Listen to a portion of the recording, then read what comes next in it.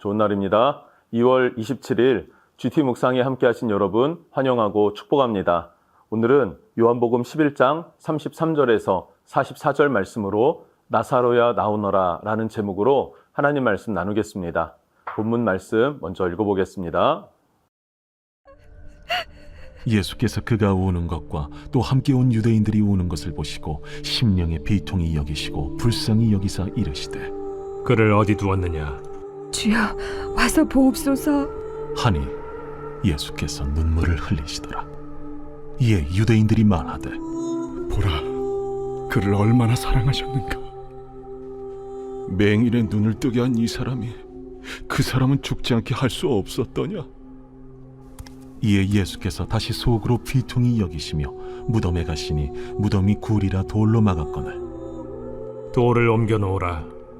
하시니 그 죽은 자의 누이 마르다가 이르되 주여, 죽은 지가 나흘이 되었음에 벌써 냄새가 나나이다. 내 말이 네가 믿으면 하나님의 영광을 보리라 하지 아니하였느냐? 하시니 돌을 옮겨 놓으니 예수께서 눈을 들어 우러러보시고 이르시되 아버지여, 내 말을 들으신 것을 감사하나이다. 항상 내 말을 들으시는 줄을 내가 알았나이다. 그러나 이 말씀하옵는 것은 둘러선 무리를 위함이니 곧 아버지께서 나를 보내신 것을 그들로 믿게 하려 함이니이다. 이 말씀을 하시고 큰 소리로 나사로야, 나오라. 부르시니 죽은 자가 수족을 배로 동인 채로 나오는데 그 얼굴은 수건에 쌓였더라. 풀어놓아 다니게 하라. 33절입니다. 예수께서 그가 우는 것과 또 함께 온 유대인들이 우는 것을 보시고 심령의 비통히 여기시고 불쌍히 여기사. 마리아가 예수님 앞에 섰죠. 마리아가 울기 시작합니다. 그리고 마리아를 따라서 많은 사람이 왔는데 그들도 다 함께 통곡하고 애곡하면서 울고 있더라라는 거예요. 그런데 그 눈물 앞에 예수님께서는 그 심령에 비통히 여기시고 불쌍히 여기셨다라고 합니다. 이 말을 비통히 여기고 불쌍히 여겼다라는 말을 직역해서 본문을 보면 분노하며 원통히 하셨다, 분노하며 원통히 하셨다라고 해석을 할 수 있습니다. 그럼 왜 예수님은 애국하는 이 사람들을 보면서 분노하시고 그리고 원통히 하셨을까라는 것이죠. 추측해 볼 수 있고 또 우리가 묵상해 볼 수 있는 부분인데요. 첫 번째 이유는 이것입니다. 사탄이 죽음을 통해서 승리한 모습을 보고 계시는 거예요. 사탄은 나사로를 사망 가운데로 이끌었어요.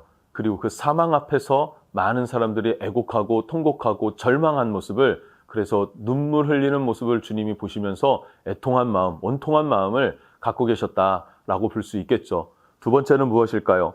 사탄의 승리 그대로를 받아들이는 사람들이에요. 죽음은 죽음 그대로, 아픔은 아픔 그대로, 실패는 실패 그대로 그냥 받아들이고 나는 안 되나 보다라고 하면서 짓눌려 있는 것이죠. 주님은 이 마음이, 사탄은 승리자이고 하나님의 백성들은 패배자로 있는 이 모습이 원통하고 그리고 받아들이기가 어려우셨던 것입니다. 세 번째로는요, 사랑하시던 친구 나사로, 그 나사로가 죽음에 무너진 것 자체를 분노하고 원통해 하셨다라고도 볼 수 있을 것 같습니다. 왜 그렇습니까? 예수님은 부활이요 생명이다라고 말씀하셨어요.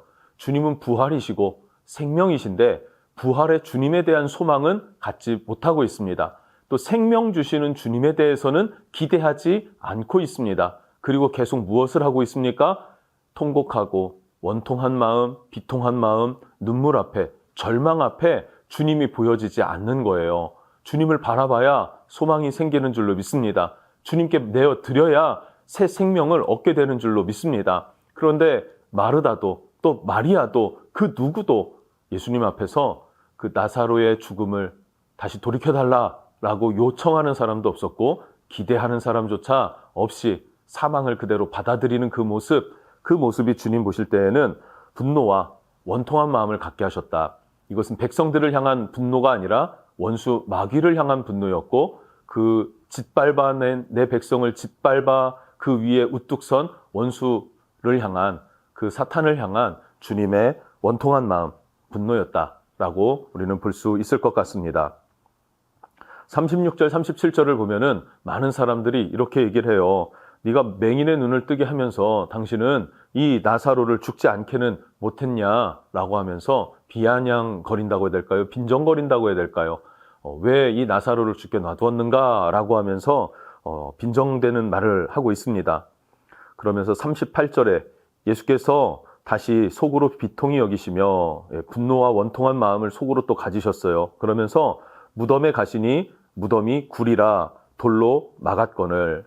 사람들은 보는 대로 믿는 습성이 있지 않습니까? 나사로는 죽었어요. 예수님은 오셨지만 예수님은 그냥 사람의 아들로 오셨기 때문에 그냥 나나 너나 똑같다라고만 여겼던 것 같습니다. 그런데 눈앞에 뭐가 보입니까?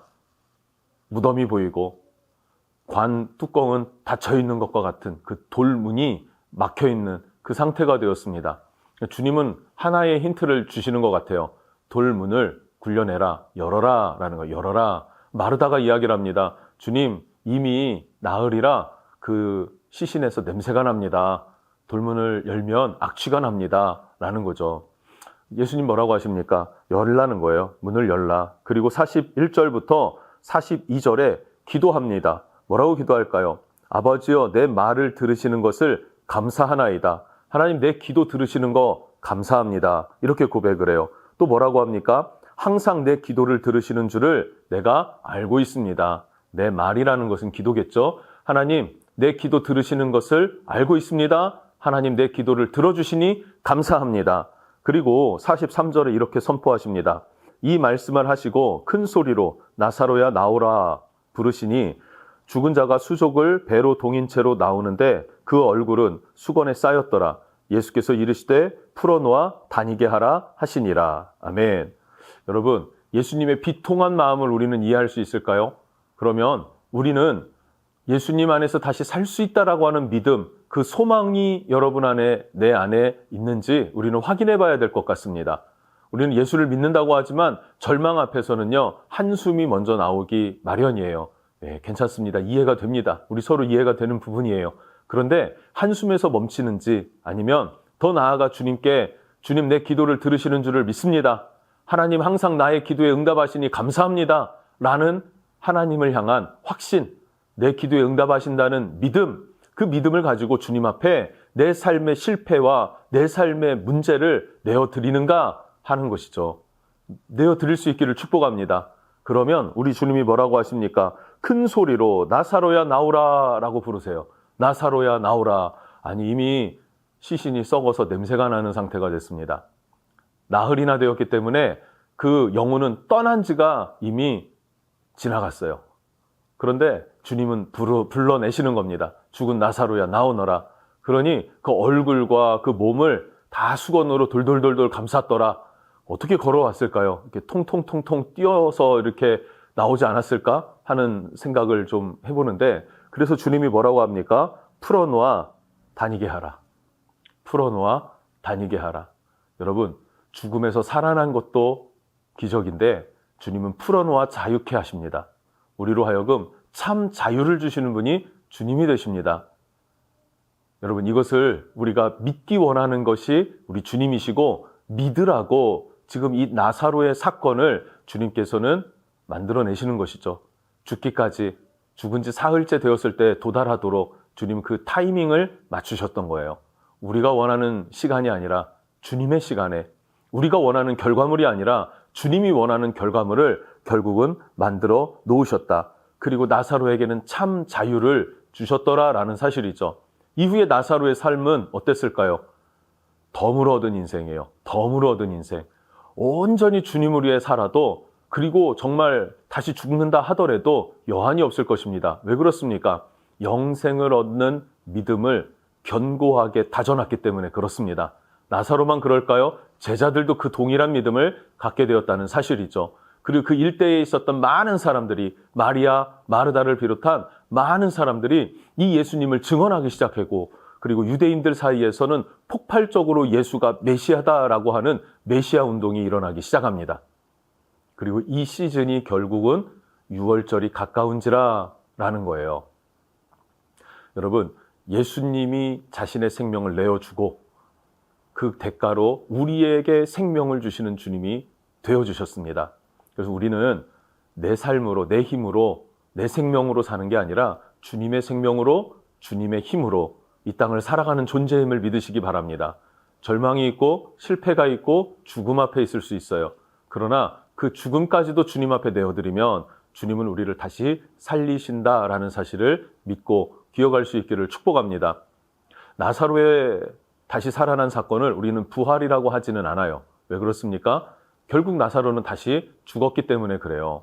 지금까지 살아있지는 않지 않습니까? 그래서 부활이라는 단어를 쓰지는 않습니다. 완전한 부활, 그것은 우리 주님이 다시 오시는 날 우리가 경험하게 될 것입니다. 그 예표로 나사로의 사건을 우리에게 보여주셨어요.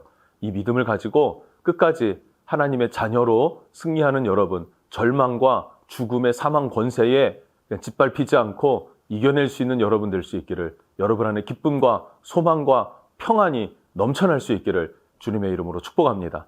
기도하겠습니다. 하나님 감사합니다. 언제나 사망은 우리를 짓밟고 우리를 넘어뜨리고, 그래서 우리는 언제나 짓밟혀 왔기 때문에 저항하거나 대항할 생각조차 하지 못하게 되어 있습니다. 그래서 실패가 왔을 때, 절망과 낙심이 찾아왔을 때 우리는 그냥 자포자기하고 시험에 들기도 합니다. 그러나 우리 주님을 바라보고 부활이요 생명 되신 주님 안에서 새 힘을 얻고 다시 한번 일어나는 믿음 있게 하여 주시옵소서. 주님의 부활의 능력이 내 삶에서 다시 일어날 것을 갈망하고 원합니다. 채우시는 주님이 되어 주시옵소서. 예수님의 이름으로 기도합니다. 아멘.